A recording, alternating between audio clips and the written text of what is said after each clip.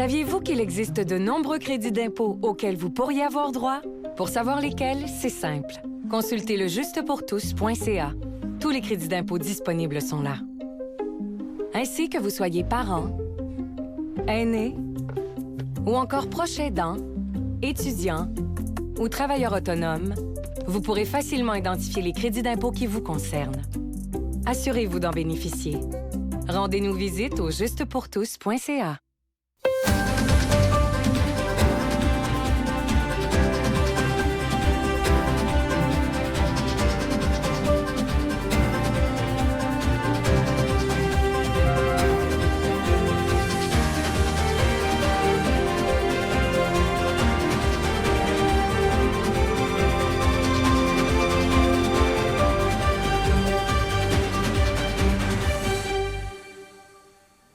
Mesdames et messieurs, bonjour, ici Vincent Orellana-Popin, bienvenue à votre bulletin de nouvelles TVCL, où nous couvrons toute l'actualité du territoire des Laurentides, d'une partie de la Naudière ainsi que d'une partie de l'Outaouais.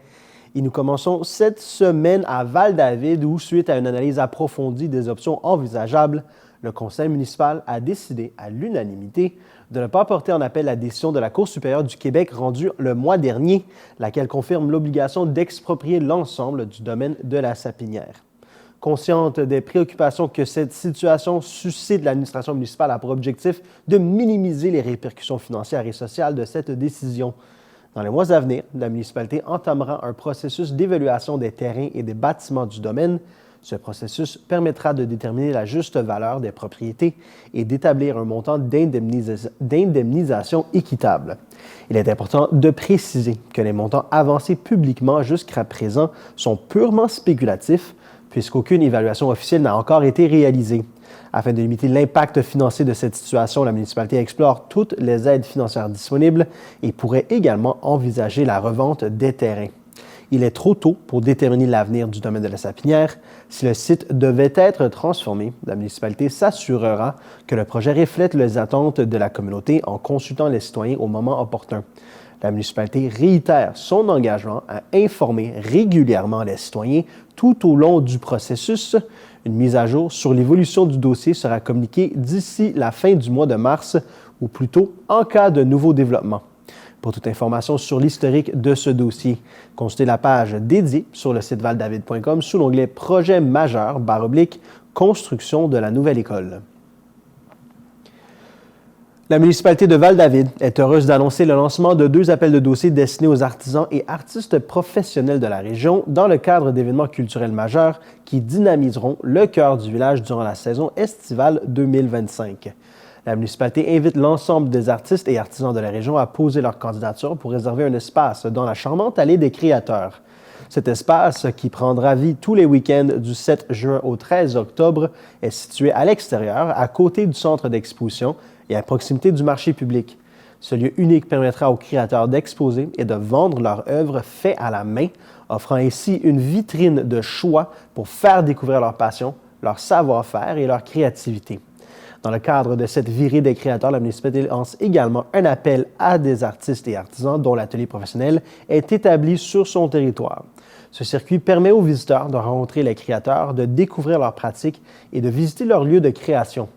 Ouvert au public les 25, 26 et 27 juillet, ainsi que les 1er, 2 et 3 août 2025, cet événement est une occasion unique pour les créateurs d'accueillir les visiteurs directement dans leur atelier.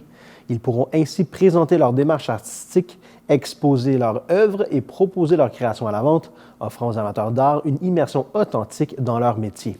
Tous les détails pour les appels de candidature se trouvent sur le site web de la municipalité de Val-David. La municipalité du village de Val-David est fière d'annoncer l'obtention d'une aide financière de 20 000 $ dans le cadre du programme d'aide au projet Stratégie jeunesse en milieu municipal volet 1 du ministère de la Culture et des Communications. Ce financement permettra de lancer un projet de consultation jeunesse visant à cerner les besoins des jeunes et à élaborer un plan d'action afin de mieux répondre aux attentes des jeunes de 10 à 20 ans vivant dans la communauté. Le projet, piloté par le Service des loisirs, de la culture et de la vie communautaire de la municipalité de Val-David, vise à mieux comprendre les besoins et attentes des jeunes de Val-David. Actuellement, un faible taux de participation aux activités proposées par la municipalité souligne l'importance de repenser l'offre de services pour ce groupe d'âge. Le projet inclut la création d'un comité jeunesse, une consultation auprès des jeunes de 12 à 20 ans et la rédaction d'un plan d'action jeunesse qui servira de guide pour l'avenir. Le but est de co-construire avec les jeunes une programmation, des services et des infrastructures adaptés à leurs besoins afin d'enrichir leur expérience et leur engagement communautaire. La consultation jeunesse sera réalisée en collaboration avec divers partenaires communautaires et scolaires de Val-David, dont Espace Ludico, Maison Phoenix et la Bibliothèque de Val-David. Le projet vise à recueillir les témoignages des jeunes ainsi que leurs suggestions et besoins en matière de loisirs, de culture et d'engagement communautaire. Un accompagnement avec un mandataire externe sera mis en place pour garantir la qualité et la pertinence des consultations avec des outils adaptés aux jeunes pour atteindre les objectifs souhaités. Le projet débutera en mars avec l'appel de candidature pour la formation du comité jeunesse et la mobilisation des parties prenantes. Des sondages seront réalisés sur le territoire au cours des mois printaniers et estivaux. La consultation jeunesse aura lieu à l'automne 2025 grâce à l'ensemble des données obtenues et en collaboration avec le comité de consultation. Un plan d'action jeunesse sera déposé d'ici la fin de l'année 2025. Ce plan intégrera les orientations et objectifs définis en concertation avec les jeunes. La consultation jeunesse s'inscrit également dans les objectifs du plan stratégique municipal 2023-2025 ainsi que dans le cadre de la politique québécoise de la jeunesse 2030. Ce projet s'ajoute aux initiatives déjà en place à Val-David, telles que la piste de vélo Pump Track, la butte à vélo, le skatepark et le programme Ago on lit de la bibliothèque. De plus, il vient renforcer les actions recommandées par la politique familiale et aînée de la municipalité pour intégrer davantage les adolescents dans la vie communautaire. La municipalité invite tous les jeunes de 12 à 20 ans, résidant à Val-David, ainsi que ceux qui fréquentent la communauté, à participer activement à cette démarche. Ensemble, ils auront la possibilité de façonner un avenir qui leur ressemble à travers des services et des activités qui favorisent leur bien-être et leur implication dans la vie de la collectivité. Pour plus d'informations ou pour participer à la consultation, les jeunes peuvent consulter le site Internet de la municipalité à l'adresse valdavid.com ou ils peuvent également se rendre à la bibliothèque de Val-David. Notez-le à votre agenda, l'inscription à la session de cours printanière à Saint-Hippolyte débutera le 25 mars. Vous pourrez vous inscrire par Internet sur la plateforme Sport Plus, par téléphone au 450-563-2505 au poste 2231 ou en personne au Centre des loisirs de la vie communautaire. Vous pouvez consulter la programmation sur le site web de la municipalité de Val-David, de la municipalité de Saint-Hippolyte, pardon. À Saint-Hippolyte, l'inscription au camp du jour Les Tortilles approche à grands pas, les places étant limitées. Gagnez du temps dès aujourd'hui en confirmant vos informations de Connexion Sport Plus avant la période d'inscription. Pour les résidents, les inscriptions se feront dès le 1er avril à 8h30 et pour les non-résidents, elles se feront dès le 9 avril à 8h30. L'inscription peut se faire en ligne via Sport Plus au sainthippolyte.ca ou en personne au Centre des loisirs de la vie communautaire ou par téléphone, encore une fois, au 450-563-2505 au poste 2231. Les cas de rougeole continuent d'augmenter dans les régions de Laurentides depuis la mi-décembre. 17 cas ont été confirmés et depuis le début du mois de février, 5 de plus sont survenus chez les enfants non vaccinés âgés de 1 à 14 ans. De plus, des milieux scolaires primaires, secondaires et postsecondaires ont été exposés à la rougeole. Dans ce contexte, la Direction de santé publique du CI3S des Laurentides recommande à la population, et particulièrement aux parents d'enfants d'âge préscolaire et scolaire, ainsi qu'aux personnes fréquentant des garderies, des écoles, des cégeps et des universités, de procéder à la vérification de leur carnet de vaccination et de se faire vacciner contre la rougeole s'ils ne sont pas adéquatement protégés. Pour vérifier son statut de protection, il est possible de consulter la section « Personnes considérées comme protégées » sur québec.ca/rougeole. En raison de la gravité et la contagiosité élevée de la maladie lors de la confirmation d'un cas de rougeole dans un service de garde ou un milieu d'enseignement, la Direction de santé publique des Laurentides procède à la vérification du statut vaccinal des personnes fréquentant le milieu et recommande le retrait temporaire des personnes qui ne sont pas adéquatement vaccinées afin de les protéger et de limiter la transmission. Dans certains cas, la vaccination pourrait permettre d'éviter ce retrait. La vaccination est offerte dans l'ensemble des points de service locaux de la région. La prise de rendez-vous est accessible en ligne sur clicsanté.ca ou par téléphone au 1-877-644-4545. Selon le calendrier de vaccination du Québec, Les enfants reçoivent le vaccin contre la rougeole à 12 et 18 mois. La vaccination est toutefois offerte gratuitement à toute personne née à partir de 1970 qui n'a jamais reçu le vaccin contre la rougeole ou qui n'a jamais eu cette maladie. Les personnes nées avant 1970 sont considérées comme protégées contre la rougeole. Des dates et des lieux d'exposition à la rougeole sont identifiés sur québec.ca/rougeole. Les personnes non protégées qui ont fréquenté un de ces lieux à une date identifiée ou qui ont été en contact avec un cas de rougeole doivent s'isoler pour éviter de propager la maladie. Les personnes vulnérables, soit les enfants âgés de moins d'1 an, les femmes enceintes ou les personnes immunosupprimées, ayant été exposées à la rougeole, sont invitées à contacter Info Santé au 811. Un traitement préventif pourrait être offert afin de diminuer les risques de complications de la maladie. Il est également conseillé de surveiller l'apparition des symptômes suivants pendant 21 jours, soit la fièvre, la congestion nasale avec écoulement nasal, la toux, la conjonctivite, la sensibilité à la lumière et le malaise généralisé. Par la suite, des rougeurs apparaissent au visage, puis sur tout le corps. En présence de symptômes, la Direction de santé publique des Laurentides rappelle qu'il est important de s'isoler à domicile et d'éviter tout contact avec des personnes vulnérables. Si un déplacement pour une consultation médicale est nécessaire, il est recommandé de porter un masque, éviter d'utiliser les transports en commun, de contacter la clinique médicale ou tout autre milieu de soins en service avant de se déplacer pour informer de son état. Si ce n'est pas possible, s'il n'est pas possible, il est important d'informer le personnel à l'accueil dès son arrivée.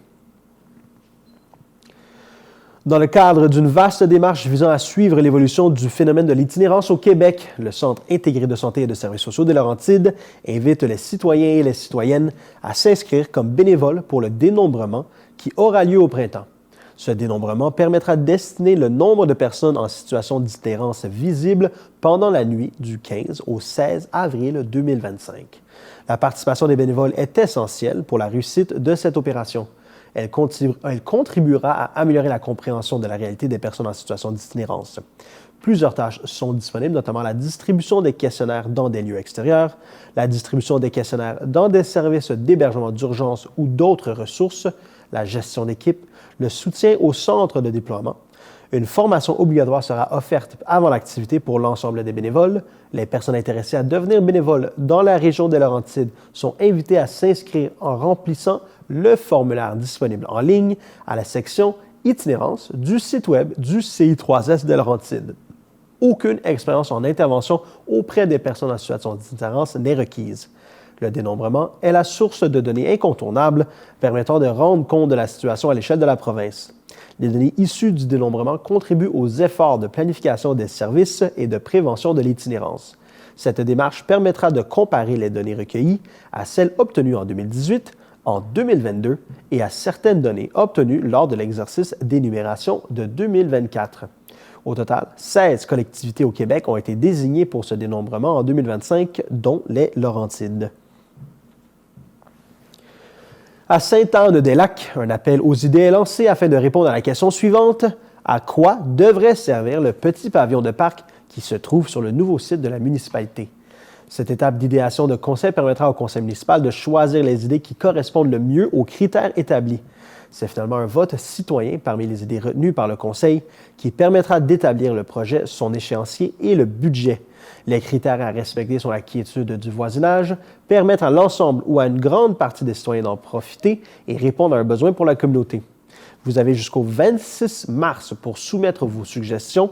Vous pouvez participer de deux façons, en présentiel, en vous rendant à l'accueil de l'Hôtel de Ville et en remplissant l'un des formulaires disponibles et d'y déposer vos propositions. Vous pouvez également participer en ligne en complétant le formulaire disponible sur le site web de la municipalité. L'an dernier, la municipalité a acquis le lac Loisel. Ce sont les frères de l'Ordre hospitalier de Saint-Jean-de-Dieu qui ont rendu tout cela possible après avoir entendu parler du dossier L'eau pour tous. Afin d'encourager ce projet, ceux-ci ont cédé un terrain, une digue et une portion de boisée qui couvrent une superficie de 32 329 mètres carrés pour une somme symbolique. Sur le terrain se trouve un petit bâtiment dont l'avenir sera défini avec la communauté annelacoise. Ce parc multifonctionnel permettra de s'adonner à des activités telles que la marche et l'observation de la faune, tout en assurant la préservation de l'environnement sur cette portion du territoire. Ce déploiement s'inscrit dans la continuité de l'évolution du noyau villageois. Le conseil municipal de Sainte-Anne-des-Lacs souhaite mettre en lumière certaines décisions prises lors de sa séance ordinaire de mars 2025. D'abord, une aide financière de 1 000 est octroyée à l'Amicale et de 3 000 à la Maison de la famille. Le conseil a également convenu d'un financement temporaire pour des dépenses en immobilisation et un emprunt de 2 millions de dollars pour des travaux municipaux à divers endroits de la municipalité. Ce montant permettra à la municipalité de procéder à des travaux de voirie pour la réfection et la construction de chemins sur le territoire. Le chantier planifié pour 2025 est le chemin des Pinsons. Aussi, la municipalité souhaite effectuer un emprunt pour réaliser une étude d'évaluation sur la sécurité du barrage du lac Parent, dont la somme évaluée est de 128 500 $. Également, depuis l'événement de participation citoyenne du 26 octobre dernier sur le projet de l'Hôtel de Ville et de l'espace bibliothèque, la municipalité a obtenu un délai pour la subvention du programme d'amélioration et de construction d'infrastructures municipales. Ce sursis a permis de demander des précisions supplémentaires aux architectes. Plus les demandes sont nombreuses, plus le temps nécessaire pour obtenir les nouveaux documents augmente, chaque ajustement impliquant de nouveaux paramètres à considérer. Afin de s'assurer de respecter les délais, la municipalité lancera un appel d'offres pour la démolition de l'hôtel de ville ainsi que pour l'analyse des matériaux pouvant contenir de l'amiante. Ces démarches resteront conditionnelles au financement du projet. La municipalité tient à féliciter Marie-Christine L'Espérance, anciennement adjointe, qui accède au poste de coordonnatrice aux loisirs, à la culture et à la vie communautaire. Forte d'une riche expérience dans le domaine, elle possède toutes les compétences requises pour ce rôle. À l'issue du processus de dotation mené conformément à la politique de dotation de la municipalité, c'est donc elle qui assurera ses fonctions. Le conseil municipal soutient également le conseil municipal soutient la MRC de Laurentides qui souhaite déposer la candidature de Mont-Tremblant pour accueillir la 4e édition du Sommet international d'innovation en ville médiane à l'automne 2026. Il s'agit d'un événement tenu en alternance entre la France et le Québec qui vise à promouvoir l'innovation dans le milieu municipal et plus particulièrement dans les villes médianes. Avec l'approche de la crue des eaux, le gouvernement du Québec tient à rappeler d'importantes consignes pour se protéger et protéger sa résidence. Selon la gravité de la situation, vous pourriez avoir à accomplir certaines actions afin d'assurer votre sécurité, celle de vos proches, ainsi que la protection de vos biens.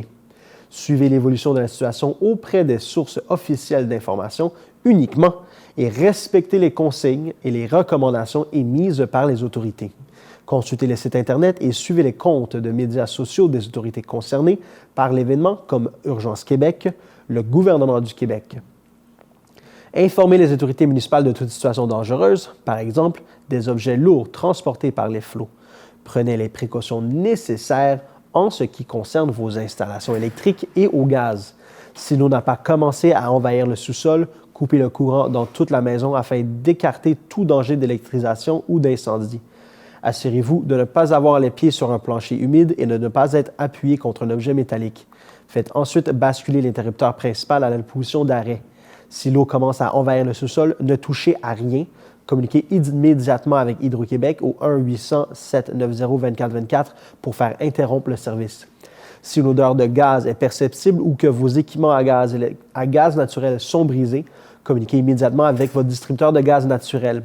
Si vous utilisez une génératrice, assurez-vous de bien connaître les règles d'installation et d'utilisation de votre génératrice. Suivez ces conseils. Si vous utilisez des appareils combustibles, ces appareils peuvent dégager du monoxyde de carbone, un gaz toxique, inodore, incolore et potentiellement mortel. N'utilisez jamais à l'intérieur les appareils conçus pour l'extérieur. Ne faites jamais fonctionner vos appareils dans un endroit clos, même si la porte est ouverte. N'obstruez jamais les entrées et les sorties d'air de vos appareils. Procurez-vous des avertisseurs de monoxyde de carbone à pile si l'alarme de votre avertisseur de monoxyde de carbone se déclenche ou si vous présentez des symptômes d'une intoxication. Agissez ainsi. Quittez d'abord les lieux et composez le 911. Attendez l'autorisation d'un pompier pour retourner à l'intérieur, même pour quelques minutes. Pour les installations septiques, coupez les systèmes électriques qui alimentent votre installation. Évitez d'utiliser votre installation septique pour prévenir le refoulement d'eau usée dans la résidence. Si vous avez un système de traitement certifié NQ 3680-910, suivez les recommandations du fabricant ou d'un professionnel qui effectue l'entretien. Ne videz pas votre fosse septique ni votre fosse de rétention pendant l'inondation, car cela risque de les endommager. Ne circulez jamais sur votre installation septique avec un véhicule. Vérifiez que l'eau est potable. Si l'eau provient d'un réseau d'aqueduc, considérez l'eau comme potable, à moins d'avoir reçu un avis contraire des autorités municipales. En cas de doute quant à la couleur, à l'odeur ou au goût de l'eau, communiquez avec votre municipalité avant de la consommer. Si l'eau provient d'un puits individuel, considérez l'eau comme non potable, c'est-à-dire impropre à la consommation, même si elle paraît claire et sans odeur. Tant que vous ne savez pas si l'eau du puits répond aux normes, faites-la bouillir à gros bouillon pendant 1 minute avant de la consommer. Vous pouvez aussi utiliser de l'eau embouteillée. Si vous soupçonnez une contamination chimique, abstenez-vous de consommer l'eau. De plus, il n'est pas conseillé de faire bouillir l'eau lorsque celle-ci a été exposée à une contamination chimique, notamment par des hydrocarbures. Dans cette situation, seule l'eau embouteillée est recommandée. Après une coupure de courant de plus de 6 heures, assurez-vous de la qualité de vos aliments avant de les consommer. Si vous êtes en danger ou si les autorités le demandent, quittez la maison. Si vous ne savez pas où aller, communiquez avec votre municipalité. Avant de partir, prenez avec vous les articles essentiels pour vous et chacun des membres de votre famille, soit les médicaments, les articles pour l'hygiène, les vêtements de rechange, des couvertures, de l'argent, des pièces d'identité, vos clés de voiture et de maison, du lait, des biberons et des couches pour bébés, des appareils électroniques et accessoires servant à leur branchement, les articles nécessaires au bien-être des personnes ayant des besoins particuliers. Mettez vos animaux de compagnie en sécurité ou amenez-les à l'endroit où vous êtes hébergé, si cela est permis, bien sûr. Si vous quittez votre domicile sans amener vos animaux, indiquez leur présence sur la porte principale de votre domicile afin d'informer les premiers répondants. Informez vos proches et la municipalité de l'endroit où vous comptez trouver refuge. Gardez contact avec vos proches en utilisant préférablement les messages textes, les courriels et les médias sociaux. Vous laisserez ainsi le réseau téléphonique libre pour les appels d'urgence et les intervenants d'urgence. Avant de prendre la route, renseignez-vous sur les conditions routières en consultant le site Québec 511 ou par téléphone au 511. Respectez la signalisation mise en place et le périmètre de sécurité établi par les autorités. Évitez de vous déplacer à pied ou en véhicule sur des chaussées inondées. Si vous devez utiliser un véhicule, conduisez prudemment et n'hésitez pas à l'abandonner si le moteur cale. Revenez-nous après la pause.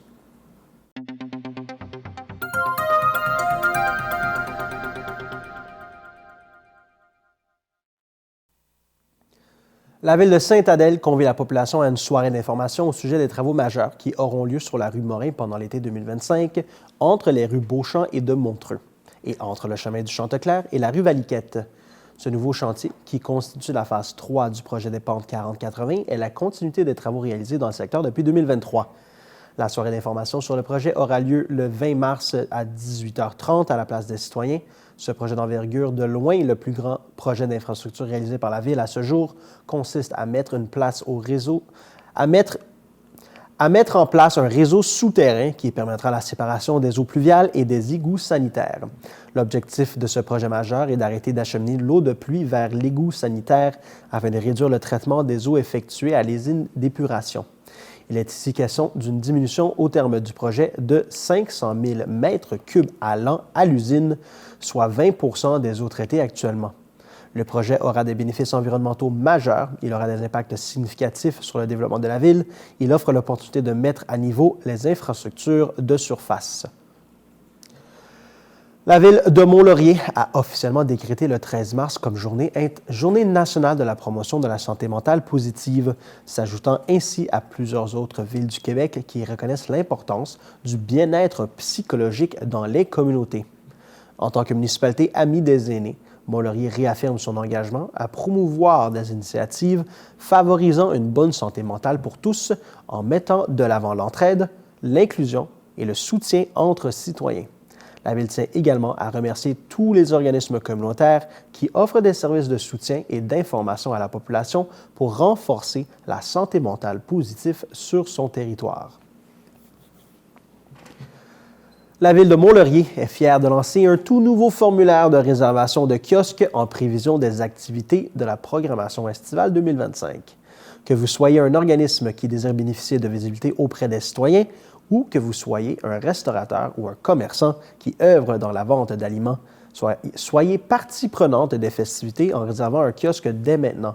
La Ville vous invite à remplir le formulaire disponible en ligne au ville-mont-laurier.qc.ca dans l'onglet Loisirs et culture, programmation estivale 2025, avant le 28 mars prochain, afin de bénéficier d'un espace kiosque gratuit lors de l'un des événements organisés par la Ville. Il sera dorénavant possible de réserver un espace en prévision des concepts du parc, des cinépop et plus encore. Lors des événements, la Ville fournira un chapiteau, une table et 2 chaises, ainsi que de l'électricité et ou de l'approvisionnement en eau sur demande. L'organisme ou le commerçant demeure toutefois responsable de l'animation de son kiosque afin d'assurer une présence tout au long de l'événement. Afin d'être admissible, l'organisme ou le commerçant local doit offrir des services à Mont-Laurier. Il est important de souligner que tout contenu à caractère politique, partisan, militant, idéologique ou religieux sera exclu de la sélection. Tout contenu à caractère commercial, à titre d'exemple, de la vente, de la promotion, des soldes ou de la sollicitation, ne sera également pas retenu lors de l'analyse des dossiers. La diversité de l'offre et la présentation du dossier seront notamment des critères sur lesquels le service des loisirs, de la culture et des parcs s'appuiera afin de sélectionner les organismes admissibles. Rendez-vous dès maintenant au ville-mont-laurier.qc.ca dans l'onglet Loisirs et culture, programmation estivale 2025 et remplissez le formulaire dédié à la réservation de kiosques. Vous avez jusqu'au 28 mars prochain pour faire parvenir le formulaire à la Ville, au service des loisirs, de la culture et des parcs, qui vous contactera par la suite à compter du 7 avril afin de vous informer de l'analyse de votre dossier. Pour plus d'informations, visitez le site Internet de la Ville de Mont-Laurier ou contactez le service des loisirs, de la culture et des parcs au 819-623-1221 au poste 703. La Ville de Mont-Laurier est fière d'annoncer qu'un montant de 6 184 $ a été remis à Centraide Haute-Laurentide à l'issue de sa campagne annuelle de collecte de fonds auprès des employés municipaux. Grâce à leur engagement et à leur générosité, cette contribution viendra soutenir plusieurs organismes locaux qui œuvrent pour le bien-être des personnes en situation de vulnérabilité de la communauté.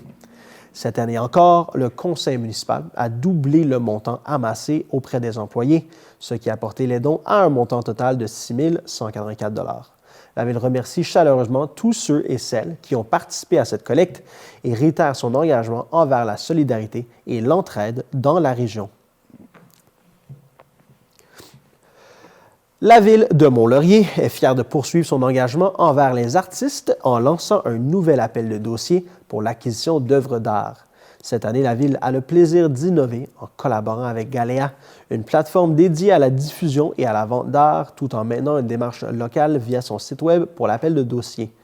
Cette double approche permettra d'élargir la portée de la démarche et de découvrir encore plus de talents. Parmi les nouveautés cette année, les artistes pourront soumettre une œuvre dans le processus pour l'un des 2 emplacements ciblés par la Ville, tout en expliquant en quoi leur œuvre correspond avec celui-ci. La période des dépôts de projets sera jusqu'au 24 mars 2025. La sélection finale sera effectuée par un comité d'acquisition chargé d'évaluer chaque dossier et d'offrir une rétroaction à ceux qui le désirent. La Ville de Mont-Laurier vous tiendra informé de la décision du comité dans les semaines suivant la fin de l'appel de dossier. Depuis l'adoption de sa politique d'acquisition d'œuvres d'art en 2014, la Ville de Mont-Laurier a enrichi sa collection municipale en mettant en valeur le talent des artistes locaux. Actuellement, la collection est composée de plus d'une quarantaine d'œuvres de différents styles et disciplines qui sont soigneusement conservées et exposées dans les diverses infrastructures de la Ville, offrant ainsi une vitrine permanente à la créativité locale. La Ville de Mont-Laurier est très fière d'annoncer aux citoyens et aux commerçants que le projet de la 3e phase de la revitalisation du centre-ville de la rue du Pont est désormais confirmé. Le conseil municipal a adopté une résolution concernant le dépôt de l'avis de motion du règlement d'emprunt lié à ce projet, officialisant ainsi le début du processus pour la réalisation des travaux du centre-ville à l'été 2025. La prochaine étape de ce processus sera le lancement de l'appel d'offres aux entrepreneurs. De plus, une invitation sera lancée au cours des prochaines semaines aux commerçants touchés par la zone des travaux afin de participer à une rencontre d'information. Lors de cette rencontre, le projet et la nature spécifique des travaux seront présentés. Des incitatifs en collaboration avec la Chambre de commerce de Mont-Laurier seront également discutés afin de sensibiliser les citoyens à l'achat local. Le conseil municipal reconduira également le programme Réno-Façade en prévision de la continuité de la revitalisation du centre-ville. Tous les propriétaires d'immeubles et les locataires situés dans la zone des travaux pourront bénéficier d'une aide maximale de 10 000 $ pour la rénovation de la façade de leur immeuble ou d'une aide maximale de 2 000 $ pour la revitalisation de leur enseigne selon les critères d'admissibilité. Rappelons que la réalisation de cet important projet socio-économique est l'une des actions spécifiques du plan stratégique 2019-2025 dans le volet développement du territoire et mode de vie de la ville de Mont-Laurier. Un groupe de bénévoles souhaite ramener une ligue de hockey mineur dans la vallée de la Rouge au centre sportif culturel. Avant d'aller plus loin, ils ont besoin de connaître l'intérêt des familles pour ce projet. Les résidents sont donc invités à répondre à un bref sondage disponible sur le site web de la ville de Rivière-Rouge. Peu importe votre réponse, chaque sondage rempli aidera à mieux évaluer la demande. La date limite de participation est le 30 mars 2025. La MRC d'Antoine Labelle, conjointement avec l'organisme École au champ, offrira des animations scolaires à la ferme et aux écoles primaires du territoire. Cette action vise à soutenir le milieu scolaire dans le développement d'activités pédagogiques à la ferme. Les animations proposées dans le cadre d'une entente entre la MRC et École au champ, avec la collaboration des fermes participantes, permettront de mettre en valeur les métiers agricoles et les entreprises bioalimentaires du territoire, soit l'objectif 1 du plan de développement de la zone agricole. À ce jour, ce sont 11 classes du primaire issues de 4 écoles du territoire qui ont démontré leur intérêt à participer aux animations scolaires à la ferme. Prévues au printemps 2025, celles-ci incluront d'abord une visite des installations par l'agriculteur hôte qui présentera sa production, ses équipements, son fonctionnement, de sorte que les élèves créent des ponts entre le contenu de leur assiette et la ferme visitée. Ensuite, une animation initiera les élèves aux différentes productions et métiers du monde agricole. Un contexte idéal pour tisser des liens entre les jeunes et les agriculteurs de leur région. École au champ est un organisme à but non lucratif qui se consacre entièrement à l'éducation agricole. Ayant une expertise liée aux sciences agro-environnementales, il est un acteur important de l'éducation environnementale au Québec. L'organisme a développé du contenu qui répond aux normes du ministère de l'Éducation, facilitant la mise en place de ces activités pour le milieu scolaire. Ainsi, École au champ travaille auprès de la clientèle jeunesse pour inspirer la passion, cultiver le leadership et façonner l'avenir des jeunes à travers des programmes innovateurs et des expériences immersives du domaine de l'agriculture.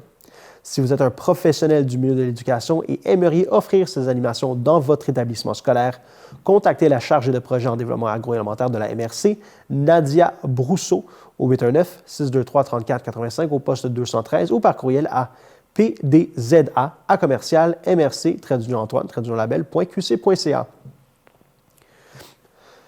La MRC d'Antoine Labelle a lancé son 8e appel de dossier dans le cadre de la politique de soutien aux organismes culturels visant à aider financièrement les organismes culturels pratiquant leurs activités sur son territoire.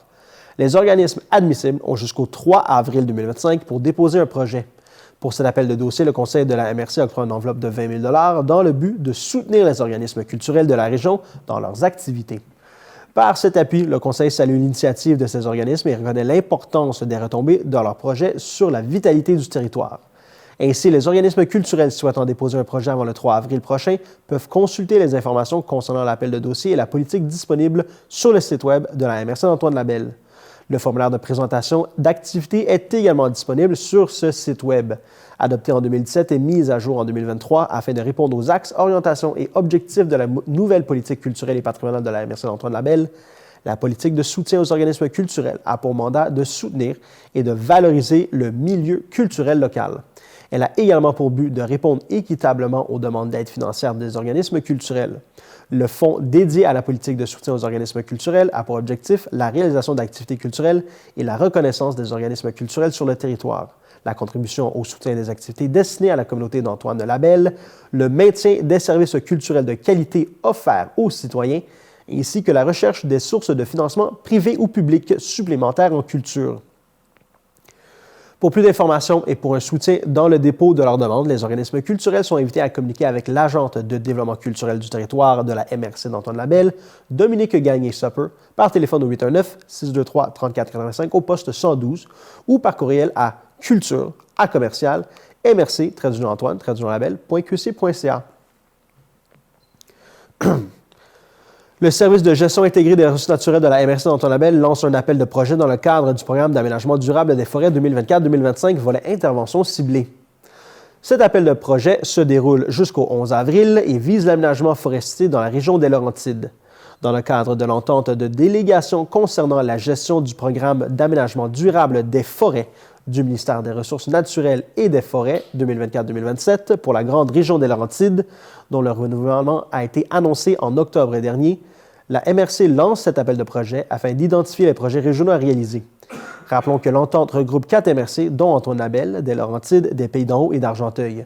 Ces dernières ont désigné la MRC d'Antoine-Labelle à titre de délégataire pour organiser la mise en œuvre du programme d'aménagement durable des forêts pour un 4e mandat de 3 ans. Le programme d'aménagement durable des forêts ciblées a, entre autres, pour objectif la réalisation de projets d'aménagement forestier sur le territoire de Laurentides. Dans le cadre de l'appel de projet pour l'année 2024-2025, les dossiers admissibles sont les projets permettant de documenter les différents enjeux liés aux préoccupations des tables de concertation. Les projets admissibles sont les projets permettant de documenter les différents enjeux liés aux préoccupations des tables de gestion intégrée des ressources et du territoire afin d'appuyer les décisions et les orientations reliées à la plantation forestière, les projets de réalisation de travaux d'aménagement forestier sur les terres publiques intramunicipales, les projets de maintien et d'amélioration du réseau de chemins multi-usages pour les divers utilisateurs des terres, les projets d'accompagnement des initiatives et de soutien à l'organisation d'activités visant à favoriser l'aménagement forestier et la mise en valeur de la ressource forestière. Les promoteurs intéressés à déposer un projet doivent d'abord consulter le guide du promoteur et ensuite soumettre une demande en remplissant le formulaire prévu à cet effet. Les demandes complètes doivent être transmises par courrier électronique à a.guérin@mrc-label.qc.ca avant le 11 avril à midi. Le guide du promoteur et le formulaire de demande sont disponibles sur le site web de la MRC. L'octroi des aides financières aux projets admissibles sera possible conditionnellement à la recommandation des projets par les comités de priorisation, à l'adoption des projets par le conseil de la MRC d'Antonabel et l'approbation du ministère des Ressources naturelles et des forêts. Pour toute question ou information supplémentaire concernant l'appel de projet, les promoteurs sont invités à contacter le service de gestion intégrée des ressources naturelles de la MRC d'Antonabel au 819-624-3485 au poste 601 ou à l'adresse a.guérin@mrc-mrc-label.qc.ca.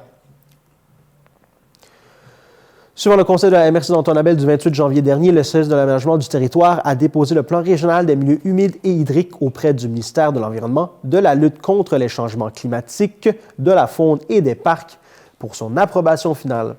La loi concernant la conservation des milieux humides et hydriques, adoptée en 2017, délègue au MRC la responsabilité d'élaborer et de mettre en œuvre un plan régional des milieux humides et hydriques à l'échelle de leur territoire. L'objectif de ce plan régional est d'amorcer une réflexion en amont du développement territorial afin d'orienter les décisions en matière de conservation et d'utilisation durable des milieux humides et hydriques. Le plan régional des milieux humides et hydriques comprend principalement 4 grandes sections, soit le portrait et le diagnostic du territoire, les engagements de conservation et la stratégie de mise en œuvre, incluant le plan d'action. On y retrouve également les informations entourant la démarche consultative, dont les préoccupations. À partir des constats tirés du portrait et du diagnostic, des orientations de conservation ont été identifiées, soit conserver et mettre en valeur les milieux humides et hydriques de forte valeur écologique, encadrer et contrôler les usages à l'intérieur des milieux visés par l'utilisation durable en minimisant les impacts à la biodiversité, identifier et restaurer les milieux humides et hydriques les plus profitables aux communautés, assurer une gouvernance cohérente de la conservation des milieux humides et hydriques dans l'aménagement du territoire, améliorer la résilience des communautés face aux changements climatiques. Le plan régional des milieux humides et hydriques représente notamment pour la MRC et ses municipalités l'identification de 37 actions visant la préservation et la mise en valeur des milieux humides, la conservation de près de 8 700 hectares de milieux humides, la conservation de 50 km et la restauration de 30 et la conservation de 25 km de cours d'eau, la préservation des atouts écologiques des lacs du territoire. Alors que le projet de plan régional des milieux humides et hydriques a été déposé une première fois en juin 2022, la MRC d'Antonabel a ensuite effectué les modifications requises afin que le conseil de la MRC procède à l'adoption de la version révisée. Une fois que l'approbation finale sera confirmée par le gouvernement du Québec, les prochaines étapes consisteront à diffuser ce nouvel outil de connaissance ainsi qu'à déployer le plan d'action. Le plan d'action est disponible pour consultation au mrcal.ca/no-service, /aménagement, -du-territoire, /PRMAH. Pour toute question ou information supplémentaire, contactez la chargée de projet à l'environnement de la MRC par courriel à aménagement@mrc-antoine-label.qc.ca ou par téléphone au 819-623-3425 au poste 215. Transport adapté et collectif, en partenariat avec la MRC des Pays-d'en-Haut et la MRC de Laurentides, vous invite à contribuer à son prochain plan stratégique de développement en répondant à un sondage. Ce court questionnaire vous permettra de partager vos habitudes et besoins de déplacement, ainsi que votre intérêt et vos idées pour la mobilité sur le territoire, ce qui permettra à TACL d'adopter des orientations en adéquation avec les préoccupations citoyennes dans son plan stratégique de développement. Notez que les données fournies seront traitées de manière à préserver l'anonymat des répondants. En répondant au questionnaire, vous courez la chance de gagner 5 carnets de 10 passages pour les services de transport collectif et adapté de TACL ou 2 billets pour un spectacle au Théâtre Le Patriote en avril 2025. Face aux nouveaux tarifs douaniers américains, les entreprises de Laurentides doivent s'adapter à un contexte économique incertain. Pour les soutenir, le service de développement économique de la MRC des Pays-d'en-Haut, en collaboration avec Laurentides International, Connexion Laurentides et d'autres partenaires, lance un appel à l'action.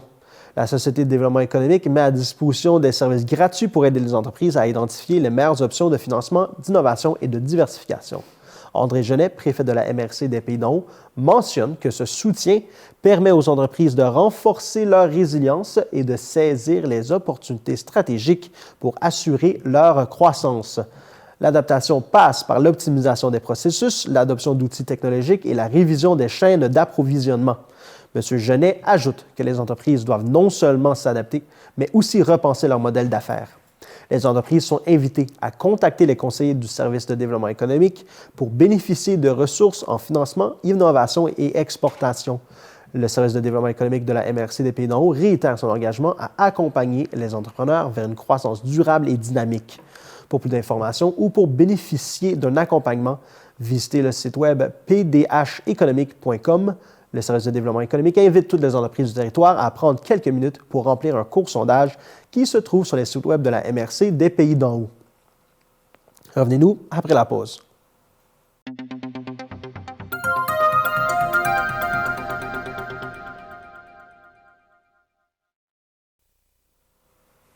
La MRC des Pays-d'en-Haut et le Centre intégré de santé et des services sociaux de Laurentides s'associent pour lancer un projet pilote dont l'objectif est de briser l'isolement des personnes aînées vivant sur le territoire.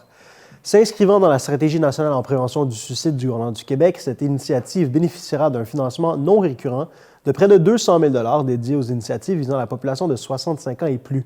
Ce projet vise à mettre en place des actions concrètes pour favoriser la qualité de vie des aînés en leur offrant des espaces de socialisation et des services adaptés à leurs besoins. Le Conseil de la MRC a autorisé l'octroi d'une subvention totalisant 114 000 $ provenant de sommes résiduelles du Fonds Région et Ruralité, volet 2, pour soutenir 13 demandes d'organismes de la communauté qui répondent aux critères du fonds résiduel ainsi qu'aux priorités d'intervention 2024-2025 de la politique au soutien aux projets structurants pour améliorer la qualité de vie. En parallèle, 4 projets de développement de régie interne à la MRC seront financés via le fonds résiduel du Fonds Région et Ruralité, volet 2, pour un total de 140 000 $.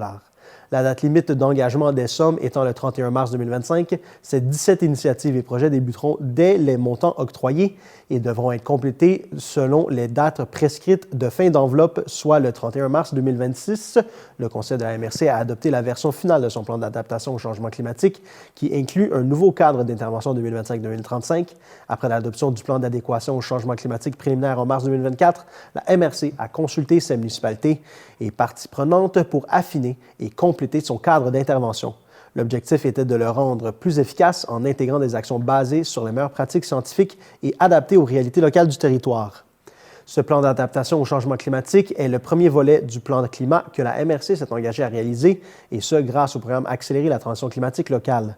Au courant de l'année, la MRC entamera le deuxième volet de son plan climat, soit la réalisation de son plan de réduction des émissions de gaz à effet de serre sur le territoire. La version finale du plan d'adaptation au changement climatique est maintenant disponible sur le site web de la MRC des Pays-d'en-Haut.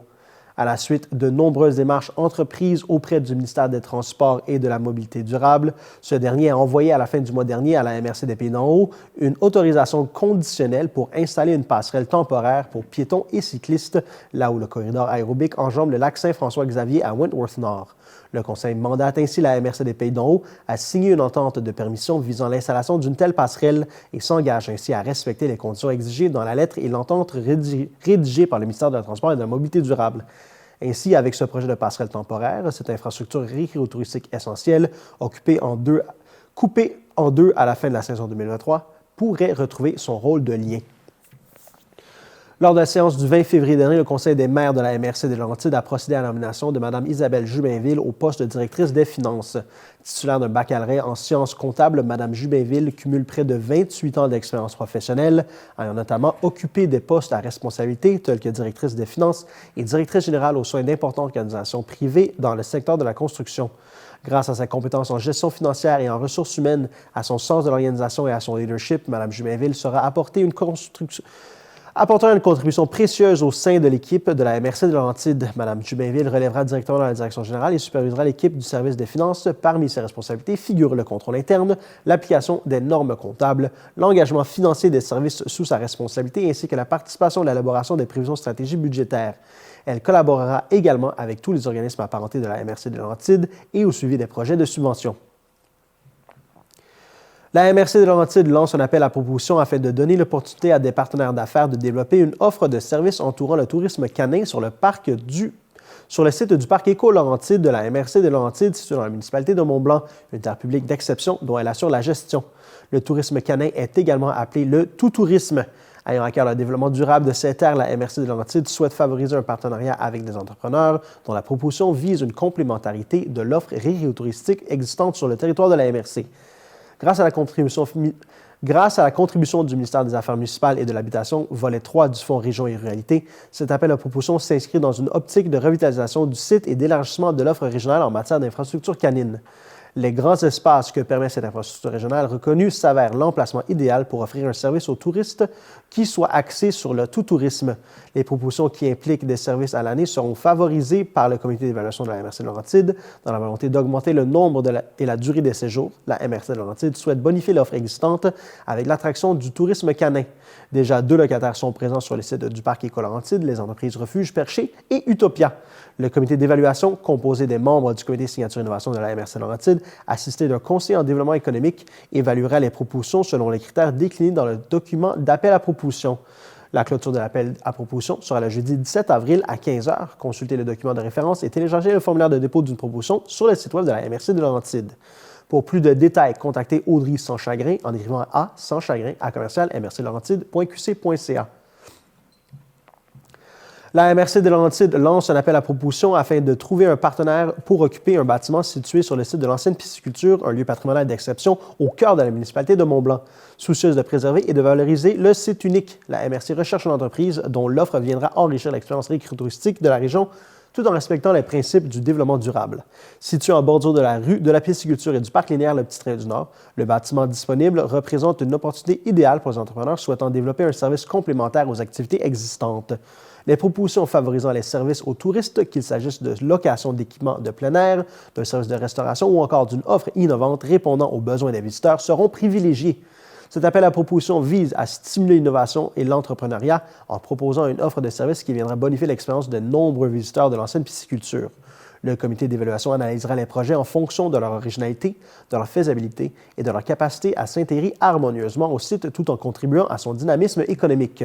Avec plus de 3 millions de touristes accueillis annuellement et une croissance démographique soutenue, la MRC de Laurentides est un territoire prisé pour son cadre naturel exceptionnel et son attrait récréotouristique. La récente réussite des entreprises Sentiers des Cimes Laurentides et Gourmet Sauvage, qui ont choisi de s'implanter sur le site, confirme l'attrait de cette destination unique.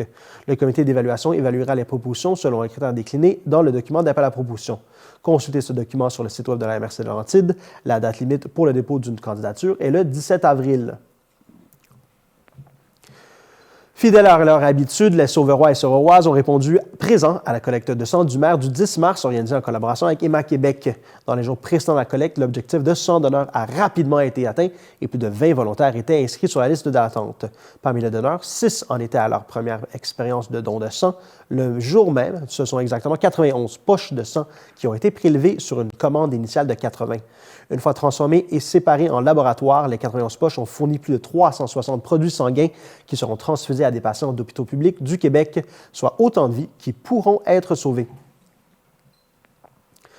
Suite à l'adoption du règlement 601-2025 décrétant les règles sur la régie interne des séances du conseil municipal, les citoyens de Saint-Sauveur qui ne peuvent assister à la séance de l'hôtel à la séance du conseil à l'hôtel de ville peuvent maintenant poser leurs questions en amont de la séance via un formulaire. Dans la foulée de la diffusion en direct sur Facebook des séances du conseil municipal, les citoyens peuvent maintenant poser leurs questions avant la séance via le formulaire « Poser une question » sur le site web de la ville de Saint-Sauveur. Les personnes souhaitant poser une question par écrit pour la séance ont jusqu'à midi le vendredi précédant la séance pour transmettre leurs questions. Le président de la séance répondra aux questions reçues au début de la séance lors de la période de questions. La période de questions étant d'une durée maximum de 30 minutes, les questions qui n'auront pas pu être abordées le seront lors de la séance suivante. Les questions posées en direct sur Facebook, quant à elles, seront répondues à même la publication si possible, ou abordées lors de la séance suivante. Suite à l'adoption de sa politique d'exposition temporaire d'œuvres d'art, la Ville de Saint-Sauveur lance son premier appel à projet auprès des artistes en art visuel pour exposer leurs œuvres dans les espaces municipaux. Cet appel à projet cible les artistes professionnels, semi-professionnels et non professionnels domiciliés sur le territoire de la MRC des Pays d'en Haut, en exerçant leur art sur ce même territoire. Les expositions, prévues de septembre à décembre 2025 et de janvier à avril 2026 dans le hall de l'Hôtel de Ville, le Chalet Pauline-Vanier et la bibliothèque, visent à offrir aux artistes locaux une plateforme et à développer une programmation annuelle dédiée à la diffusion des arts visuels. Les projets soumis peuvent appartenir aux disciplines des arts visuels et des arts médiatiques, tels que la peinture, la photographie, les techniques mixtes, la sculpture, la gravure, les arts graphiques et les nouveaux médias, etc. Les œuvres en 2 dimensions et 3 dimensions et les installations sont acceptées sous réserve de l'espace disponible et avec un nombre maximum de pièces. Les artistes souhaitant proposer un projet doivent remplir le formulaire de candidature accompagné des documents suivants, soit la démarche artistique, le curriculum vitae de l'artiste ou de chaque artiste du collectif, un document comprenant un maximum de 10 pages numériques des œuvres proposées représentatives du projet soumis, avec une courte description pour chaque œuvre comprenant le titre, le médium et le format. Seules les candidatures complètes seront analysées. La date de limite pour proposer un projet est le 30 mars. Pour plus d'informations sur les modalités d'exposition et le processus de dépôt de projet, consultez la politique d'exposition temporaire d'œuvres d'art. Pour plus d'informations sur cet appel à projet, appelez au 450-227-0000 au poste 2700 ou écrivez à communication@vss.ca. Du 25 juin au 22 août, le camp de jour de la ville de Mont-Tremblant revient avec une offre bonifiée pensée pour offrir aux enfants une saison estivale remplie de découvertes, d'aventures et de plaisir. Afin de mieux répondre aux attentes des familles, plusieurs changements ont été apportés à l'offre de services. La Ville a confié la gestion du camp à Gestion Vincent et Limoges, un partenaire expérimenté sélectionné à la suite d'un appel d'offres rigoureux.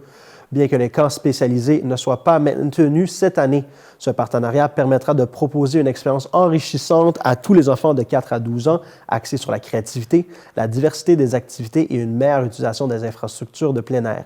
Parmi les améliorations, notons une saison prolongée comptant 8 semaines et 3 jours, une programmation variée et stimulante, ainsi qu'un service d'accompagnement pour soutenir les familles ayant des enfants avec des besoins particuliers, favorisant ainsi une expérience inclusive et accessible à tous et à toutes. De plus, les tarifs ont été ajustés pour offrir un excellent rapport qualité-prix aux familles.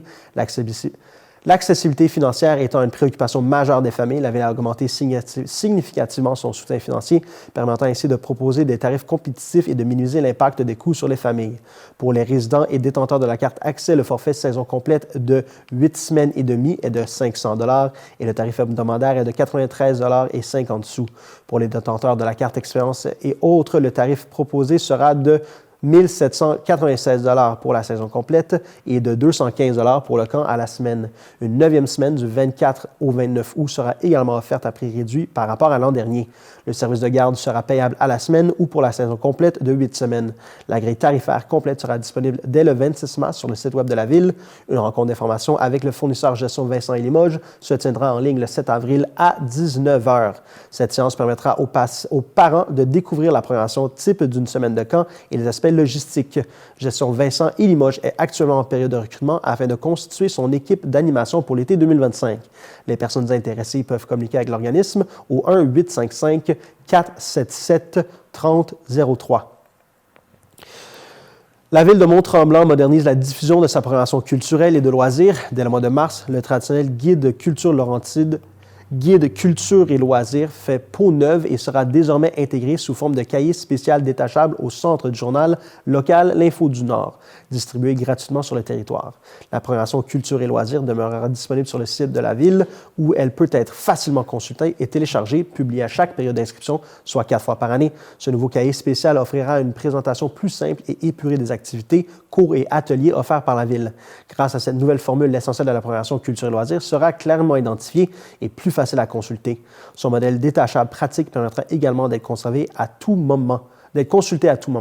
Les descriptions complètes des cours, activités et ateliers demeureront accessibles sur la plateforme d'inscription Sport Plus. Avec cette transition, la ville de Mont-Tremblant poursuit d'un même souffle son virage numérique, suivant la tendance de nombreuses municipalités voisines qui modernisent leur communication. Dans les prochains mois, elle souhaite aller encore plus loin en développant des outils interactifs pour informer les citoyens de manière plus dynamique et personnalisée. Ces initiatives s'inscrivent dans les objectifs du plan climat visant à réduire l'empreinte écologique liée à l'impression et à optimiser les ressources municipales. De plus, en intégrant le cahier spécial Culture et loisirs au journal L'Info du Nord, la ville pose également un geste concret pour soutenir la presse locale et renforcer l'économie régionale. La programmation printanière Culture et loisirs La programmation printanière Culture et loisirs a été publiée le mercredi 12 mars dans l'Info du Nord, Mont-Tremblant, et est en tant que kiosque dans les commerces locaux et tous les bâtiments municipaux. Les programmations des saisons suivantes seront publiées les 4 juin, 27 août et 19 novembre. Pour ne rien manquer des prochaines dates d'inscription et des événements à venir, il suffit de s'abonner à l'infolettre de la ville ou de suivre la page Facebook de la ville. Fidèle à sa politique culturelle adoptée en 2024, la ville de Mont-Tremblant annonce son intention de concrétiser plusieurs projets porteurs pour renforcer le dynamisme culturel de la communauté. En partenariat avec le programme Entente et développement culturel du ministère de la Culture et des Communications du Québec, ces initiatives visent à promouvoir l'accès à la culture, la créativité et les spécificités locales. Grâce à un soutien financier du ministère pour une somme de plus de 27 000 $ pour 3 ans, complété par une contribution égale de la ville, 3 projets significatifs verront le jour au cours des prochaines années, visant à enrichir l'expérience culturelle des citoyens et citoyennes de tous âges pour un budget total de 54 500 $. D'abord, une étude stratégique sur le développement culturel sera réalisée en 2025 dans le secteur village, financée à hauteur de 20 000 $. Cette démarche a comme objectif d'identifier les éléments qui contribuent au dynamisme de ce secteur et de mettre en valeur des attraits touristiques et patrimoniaux, notamment par des événements. D'ailleurs, parmi ces initiatives, un festival de cirque sera organisé dans le secteur village cet été. Plus de détails suivront pour annoncer cet événement qui risque d'être l'un des moments forts de l'été dans le secteur village. En collaboration avec la bibliothèque, des animations littéraires sont prévues dans les parcs en 2026 pour sensibiliser les jeunes à la lecture. Des activités d'animation littéraire et un service de prêt de livres pour les aînés seront également organisés en 2027, visant à briser l'isolement et à promouvoir l'accès à la littérature auprès de cette clientèle. Un comité de travail en culture composé d'une dizaine de citoyens et de professionnels engagés accompagnera la ville dans la mise en place de divers projets. Ce comité travaillera en priorité à développer le plan d'action de la politique culturelle afin de structurer et de pérenniser ces initiatives. Pour en savoir plus sur les initiatives culturelles de la ville, consultez la politique culturelle sur le site web de la ville de Mont-Tremblant.